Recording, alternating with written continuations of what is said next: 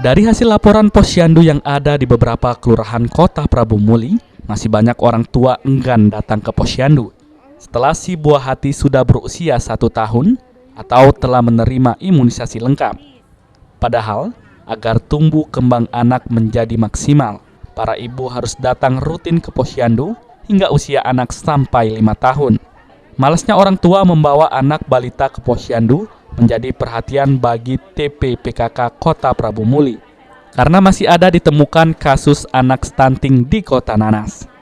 Sehingga pihaknya menghimbau para ibu untuk rutin datang ke posyandu untuk mendapatkan nutrisi berupa makanan, susu, dan vitamin, dan juga menerima sertifikat balita sehat yang nantinya menjadi syarat pendaftaran sekolah dasar. Inovasi dari Kota Prabu Muli ada sertifikat balita sehat yang nanti sebagai syarat untuk mereka masuk ke sekolah dasar. Mudah-mudahan ini menjadi warning buat ibu-ibu bahwa mereka harus rajin ke posyandu, karena dengan posyandu kita tahu penimbangan si anak naik atau turunnya. Maka supaya mereka tidak dikatakan anak yang stunting karena dananya tidak ada.